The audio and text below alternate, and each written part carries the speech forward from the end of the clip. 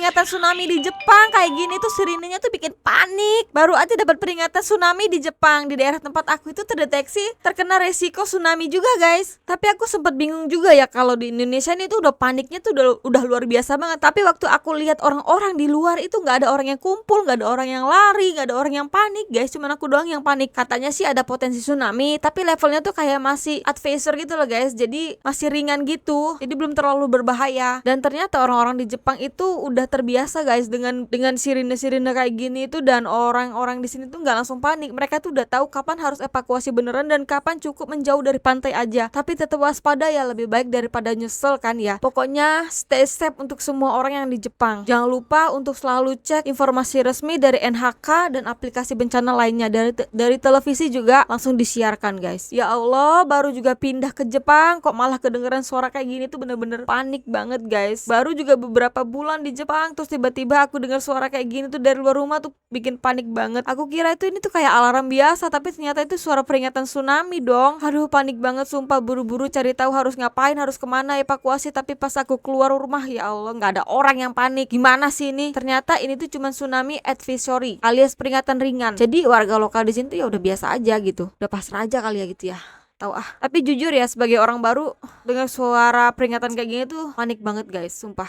Memang suara sirenenya itu ya memang berhasil banget ya bikin jantung aku tuh mau copot, dan aku tuh bingung. Ya udah dah, mulai sekarang itu kita siap-siapin aja yang namanya itu emergency bag, jaga-jaga aja ya, karena di Jepang itu kita nggak bisa santai soal bencana guys, dan nggak ada yang tahu, mungkin gak cuma di Jepang sih, di seluruh dunia ya. Oh ya guys, daripada kita ngomong kosong kan, gimana kalau kita cari informasi lagi untuk menambah wawasan kenapa sih bisa terjadi tsunami gitu kan ya. Yuk kita gali-gali informasi terkait tsunami yuk. Jadi teman-teman, gelombang tsunami itu terbentuk akibat adanya pergerakan lempeng tektonik di dasar laut. Nah, jadi pada waktu lempeng itu bertemu, energi terakumulasi dan dapat mengakibatkan atau menyebabkan gempa bumi yang memicu terjadinya tsunami. Nah, gelombang ini tuh biasanya bergerak cepat di laut. Tetapi pada saat gelombang tersebut mendekati pantai, kecepatannya tuh menurun dan mengakibatkan amplitudo meningkat, sehingga menimbulkan kehancuran saat gelombangnya itu menghantam dataran pantai guys. Nah, ini kita rangkumkan ya guys ya. Jadi gelombang tsunami itu terbentuk dari pergerakan lempeng tektonik yang mengakumulasi energi dan melepaskannya secara tiba-tiba. Nah, proses ini tuh menciptakan gelombang besar yang berbahaya saat mendekati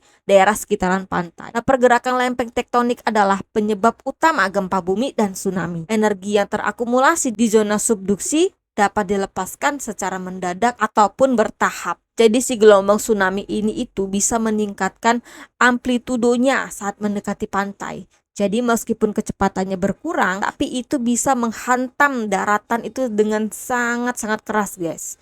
Benar-benar menghancurkan dataran. Nah, fenomena ini itu menyebabkan gelombang menjadi sangat besar dan berpotensi dapat menghantam pinggiran pantai dan daratan di sekitarnya. Gempa bumi di bawah laut itu juga pernah terjadi ya di Sumatera, tepatnya di Aceh. Mungkin kita semua orang Indonesia udah pada tahu ya, pada tahun 2024 yang memicu tsunami dahsyat yang menewaskan lebih dari 340.000 orang di berbagai negara.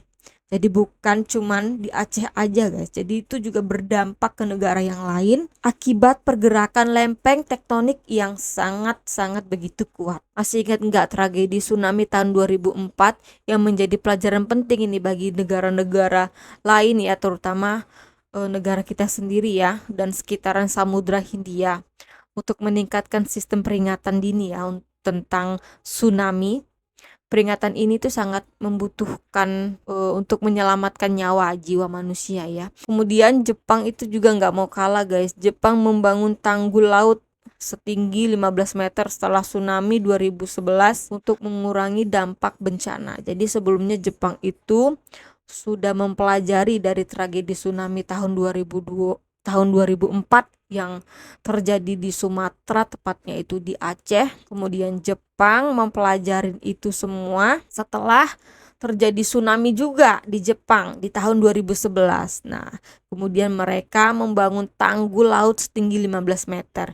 Ini tujuannya itu untuk mengurangi dampak bencana. Jadi infrastruktur ini tuh menunjukkan betapa kuatnya tanggul ini untuk melindungi masyarakat Jepang pastinya ya. Dan lagi, sistem peringatan dini tsunami Jepang itu awalnya tidak akurat dalam memperkirakan tinggi gelombang. Jadi setelah dibangunnya tanggul laut setinggi 15 meter di Jepang tadi itu, seluruh dunia itu belajar lagi guys. Ternyata sistem peringatan dini tsunami Jepang itu tidak seakurat dalam memperkirakan tinggi gelombang. Nah, jadi akhirnya timbullah kekhawatiran ya tentang efektivitas sistem di negara lain juga gitu ya. Jadi membuat tanggul yang tinggi itu juga belum tentu efektif gitu. Karena kita tidak bisa dengan sempurna atau seakurat mungkin memperkirakan tinggi gelombang yang akan muncul ya. Itu semuanya atas kekuasaan Allah ya guys ya. Kita manusia ini hanya mencegah ya, maksudnya mengurangi gitu ya dampak-dampaknya ya, semuanya itu kembali kepada Yang Maha Kuasa. Kira-kira seperti itu kesimpulannya guys dari video yang saya tangkap ini. Kalau misalnya ada yang salah-salah atau yang kurang tepat atau yang melencet, saya juga nggak sempurna ya guys ya. Jadi tolong